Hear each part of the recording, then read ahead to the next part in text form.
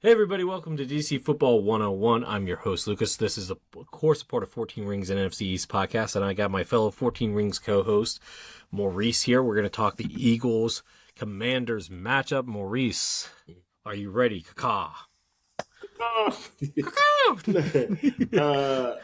Yeah, I'm ready. Like I mentioned on our regular pod, it sucks that we're not going to get to play against Jaden. He's out now.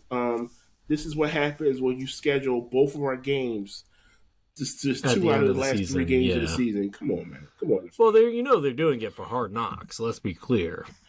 Well, they thought that we were going to be the two most competitive teams in the division, and That's they true, wanted us to too. match up at the end of the season when it mattered the most. I mean, even when we are not competitive, we still give you guys a pretty good fight. Even with That's true. Sam Howell, who's like Yeah, your that's third true. string now. Yeah, that's right. Yeah. Yeah. So look, we might see him. We'll see. Also, shout out to Bobby Wagner. He got his MBA from Howard University today. Ooh, yeah, shout out Shout to out, him. Bobby. Good for Congratulations. you, buddy. Something That to do being after his said, football career. yeah, good Hall of Fame career for sure. That being said, let's get into it. Now, I usually do 3 keys to victory here. Look, the number one key is that your offensive coordinator fumbles. Let's be real. Like that's going to be the Literally easiest way for us to win. But like in all seriously, I think the number one way is stopping the run. Of course, if Saquon gets going, we're cooked. Like it's just there's nothing we can do there. So we got to make sure Saquon, does not get going. That's number one, and that's hard for us to do. At least it was last year. I don't know about this year. We'll see because Saquon, he's like, how many yards does he have? He what 700 right now, something like that. He's closing in on 1,000. Okay, but like considering where he was last year, not nearly as good, right? So, No, nowhere near. yeah, but if he gets going, there's no chance of stopping you guys because like we said with Jalen Hurts, more is less. I mean, less is more. So like, if we're going into a shootout now, let me be clear. I don't want to use Marcus Mariota in a shootout because he's gonna have one or two plays that just ruin the momentum. It almost happened last week against the Giants. That being said, I would say key to victory number 1, stopping the run. Key to victory number 2, move Terry around. Quinyon Mitchell did a good job last year against him. I'm going to admit that. He did a good job. The way to make sure that Quinyon's not always guarding him is motion him. Now, there's not a ton of motion. There is some, but not a ton of motion. We need a little bit more motion.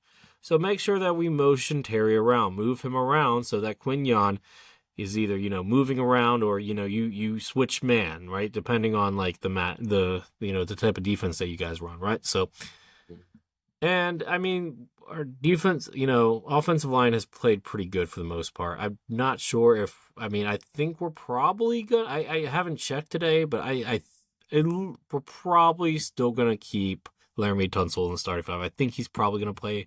Didn't seem like an overly crazy injury. But I think we need the offensive line, not so much for pass protect, but being able to push down the field. Look, when we can run the ball, especially with JCM, good things happen. We saw it last week against the Giants. If we can get the ball moving against your defense, which I know is not an easy task, especially with Jalen Carter in the middle, but if we can get that moving, there's a shot here, right? So, like, look, Well, there's those are my definitely a keys to shot. victory. But Huh? Jalen Carter will be out this game. Oh, he will be out? Okay, so Yeah. the defensive line, especially in the interior, is susceptible. Now, yet again, I haven't checked the injury report today. I've been super busy, so I don't know if C-Rod practiced at all today. He did not play last game, but C-Rod is a punisher down the middle. Would love to see him if he's available. We will wait and see on that. I don't know if Noah Brown's going to be available for this game either. He left the game with the injury. As you said, no Jaden Daniels. Sucks, but look, he's been Mr. Glass all season long in terms of being able, like, he can't stay healthy.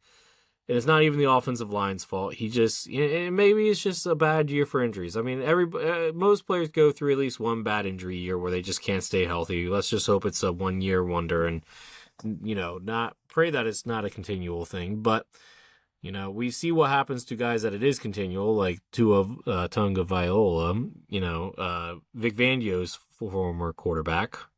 Yeah, who got benched, by the way.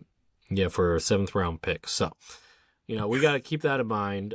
I saw one Commanders fan be like, just start Sam Hartman. First off, no, absolutely not. Oh no. No, that would be a If you bloodbath. thought Kenny Pickett had a bad day at the office, Look, Sam I know what Hartman, no. Sam Hartman's Jaden Daniels hype guy. That's what he is there for. And that's fine. I'm okay with that. That's okay. That happens. But, yeah, no, look, that's kind of where we're at with that. So that's really all my thoughts on this. Did you want to add anything to mine before you get into yours?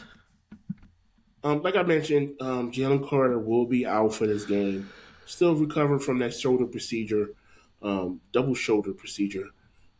So he's going to be out. So rushing is going to be one of the few.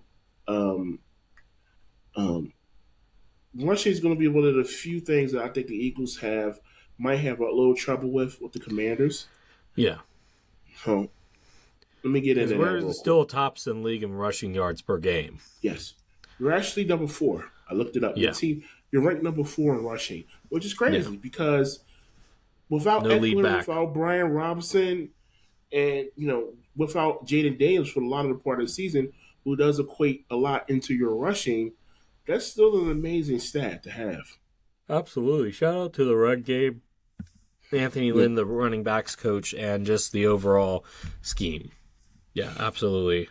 Yeah, so a few things for me going into this matchup is one is the rushing. The Eagles have always had issues. Well, not always, but every game or two they've had issues with rushing. Going back to that Bears game where they got gashed for like 260 yards rushing. That still is on my mind. But you can run on this Eagles defense if you stick to it. Will Kingsbury, will Dan Quinn stick to the run? I hope We don't so. know. But for you guys, yeah, I hope so for you guys. Because passing wise, it's going to be a little tough. Now, you guys have a healthy McLaurin. You have a healthy Debo. Maybe you can get something going. Like you mentioned on our 14 ranked pod, they really haven't targeted the tight ends last week. I think that's going to be our advantage against you guys is the tight ends. If you can get them going. Ben Sinnott, if you can get them going. Yeah. If you can get them going, that could be an advantage for you guys. With that said, you're also third in red zone touchdowns. Yeah, percentage. If we get in the red zone, you guys are going to be in trouble. Yeah, that's going to be a key for our defense. Can we keep them out of the red zone? Can we stop the run? Those are going to be the two keys for the Eagles' defense going into this game. Do you agree with that? Yeah, I know, absolutely. Look, if you can stop us in the red zone and you can stop our running game, then that's going to be big for you guys. Absolutely. Yeah. Now, switching the other side of the ball to the offense, your defense is ranked at the bottom of the league at everything. Yeah, we're bad defensively. Bad defensively. You're slow. We can't generate pressure, and if you can't generate pressure in a zone style defense like we're playing, Jalen Hurts just needs to be patient. That's pretty much it. Yeah, just pick them apart. They're slow. They're old.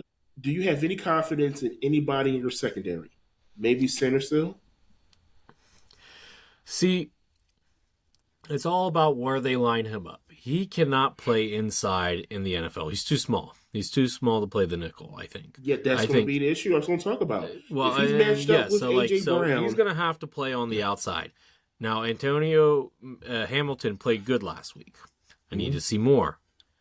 But if you have Mikey and Antonio Hamilton on the outside and keep Noah on the inside, now Noah's not perfect as a corner for sure, but he's better as a nickel than Mikey is. So, look, if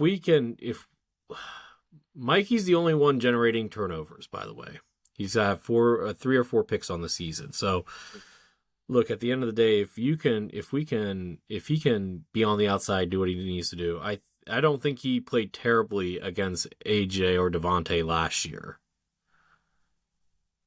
I don't think he was the issue. No, last year it wasn't them. It was Saquon. No. I mean, as a corner, it wasn't Mikey's fault. It was Lattimore's who got burnt a lot against you guys. Oh, Yeah, but he's not playing. Though advanced stats show that he actually was the best, corner defender or one of the best too. Lattimore? This season, yeah. I So talked where's he about it at on right a now? previous episode. Huh? So where's he at now? I mean, he's on the with a bench. torn ACL. I mean, he's out for the season with an injury. Oh, that's right. He did get injured. Oh, I forgot about that. Oh, my bad. Yeah. No, he's out with. Yeah, don't be I don't know. trying to act all high and mighty. He'd be like, where he is now. No. He's injured. Come on now. My football eyes tell me that that's a bad stat. I don't believe that stat at all. He played terribly. I think he's picked on the most because of last year. But if you look at this, hang on, let me pull up the stats here. You literally said, I want him off my team. I mean, I still don't. I wouldn't love if he came back. Let's be clear, but and obviously the eye test is more important than the stats. Let's be clear. But if you look at the stats, hang on, let me pull up the team stats. So if I go to advanced stats for the Commanders, and you asked for this, by the way. You asked for the advanced stats, so now you're going to get them. So defensively, in terms of completion of passes allowed, Antonio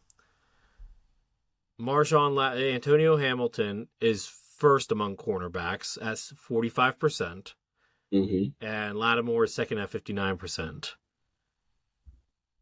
Mikey's at 69%, Noah's at 70%, Trey Amos, who I think who looked as the best cornerback in the group, has allowed 71%. Now, maybe that just means that maybe once the ball is thrown to them, they don't do that well. But when the ball is actually thrown to him, Marshawn has one of the better stats. And that's not the only one here.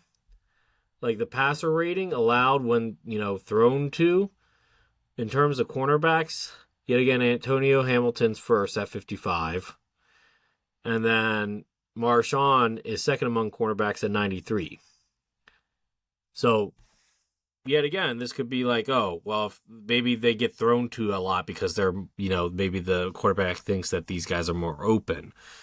But, I think you might be right as a double-edged sword, but I don't know. Just a thought. Well, let me break down the offense real quick. I know. Saturday. It's the Saturday game, isn't it? It is Saturday, yes. That's crazy. Now. Okay. I'm cool with it. Something to do on a Saturday. But yeah, going back to the matchup and talking about the Eagles offense, the Commanders defense, they got to focus on stopping Saquon. Saquon rushed for 150 in the first game, 149 in the second game.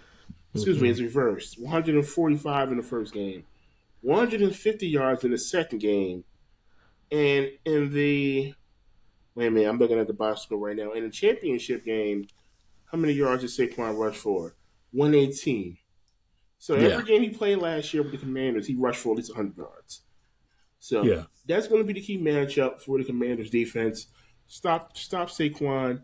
Stop the momentum on their offense. We've seen already firsthand what you can do to stop this Eagles offense if you focus on stopping the run. That's the only chance the Commanders have of winning this football game. Slow down the run. Hopefully, Kevin Patullo designs some design runs for Jalen Hurts to kind of get that running game. You mean beyond the tush push? Beyond the tush push, yes. Which they don't even run anymore that much because their offensive line is so beat up.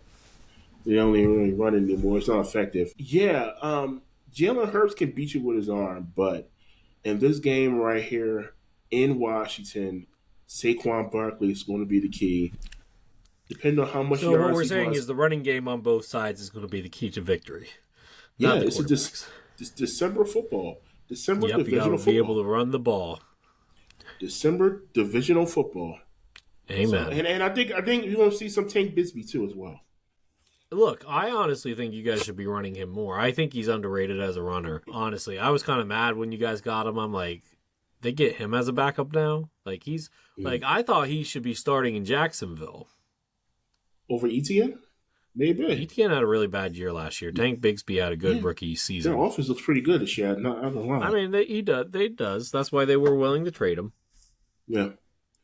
So overall, your last thoughts on the matchup and what's your score prediction? I hate doing score predictions. Yeah, Look, me at the too, end of the actually. day, like we said, this is gonna be like a matchup, like a running back matchup and red zone efficiency. I think that's gonna come what it's gonna come down to: red zone efficiency in the running games. Because I don't think either one of us have high faith in our quarterback. So you clearly have the better quarterback in the matchup. Score predictions. Whew. I think the. What did you say? No, I'm just saying I got some faith in my quarterback, Jillian's. Okay. I would say. I say 27. No, listen, you guys haven't been able to score at all outside of that Raiders This was game. the Raiders game was the first game we scored over 20 points in a while. So there's that. I'm going to say 14-17. Ooh. And I think the Commanders can still score with Marcus Mariota. So I'm going to say 14-17 us. Ooh. You think the Eagles are going to score 14 points? I think you played against the worst team in the NFL last week, and we are not the worst team. Well, you're like right behind them with loss. What? And you got 4 wins, right? Hang on, let's do the right math here. You got 4 wins. We have 4 wins. So here in draft standings, so the Giants still have the worst record, then the Raiders, Titans, Browns, Jets, Cardinals, Saints, us. We are only below. We are next below the Bengals and the Falcons.